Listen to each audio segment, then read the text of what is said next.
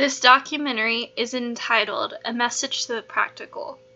It is about job placement after college for music majors, and it is about the common misconceptions that the public seems to have in regards to what positions are available for music majors that have just graduated.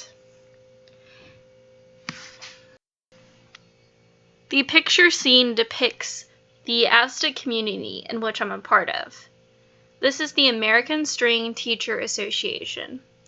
I asked some of these people in an interview to tell me in a word or a phrase what has music done for them. Someone said, "It's given me anxiety and sleep deprivation. It's helped me get through a lot. I just really like it. It's given me connections and friends. It has given me a strong talent I believe in. It's given me tendinitis." And someone also said, "It's given me peace." The main interview I want to include in this documentary was conducted with Jeremy Mulholland, who is the Director of Orchestral Studies here at EKU. Because of technical difficulties, I will just conduct this in question and answer format off of the transcript. Question number 1. Why did you choose this profession? I chose this profession for a bad reason.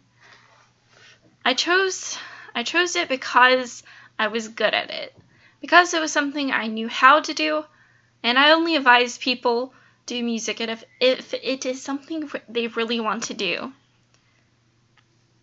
Do you know anything about job placement in a major or just overall? As far as music goes, I always recommend students do an ed degree, ed major, period. Even if they want to be a performer, I recommend they do an ed major because it opens up the door. You are sure that you are qualified to get a job if you graduate with an ed major. With a performance degree, there are no guarantees. The recent Congress Act just passed putting music back into the core curriculum, which will help a lot with job placement. People always hear that the first thing cut are the arts. It's true overall, but I've never seen any schools, especially locally, cut it all together. I know that there are a huge job market in the West that are open, and I just had a few former students move to Texas, and they immediately got jobs. I was texting one of them yesterday, and he said that there are 5 string openings in Texas where they were in Fort Worth, and these were good paying jobs. I think a lot of problems we see, at least at EKU, we are really proud of our record because all of our students that want to be teaching strings and graduated have teaching jobs within 2 years. The problem that we see a lot, though, is that students want to stay in this area to be close to mom and dad or whatever, and that makes it tough because somebody has to retire or move to another school system. Like Fayette County, for example, somebody has to retire to get a job in Fayette County.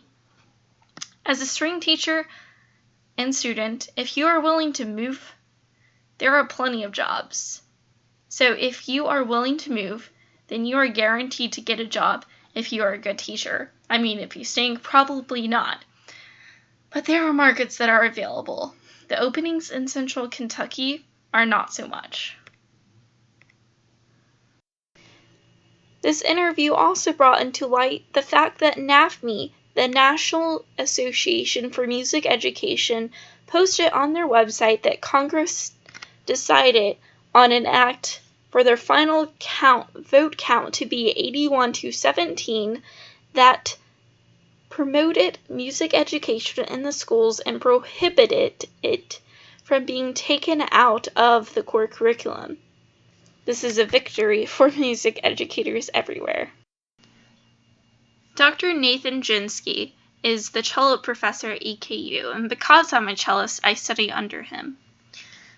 I will shorten his interview for the sake of time, but 2 important questions I asked him were, as a cellist, what are some examples of career opportunities? A lot of times people think you can only play or teach. But in the realm of those there are a lot of options. You can either have your own studio or play in various performances. You can teach at a school or university, or a combination of a lot. As a musician, you have to do many careers at once usually. Second question was, what advice would you give to aspiring musician?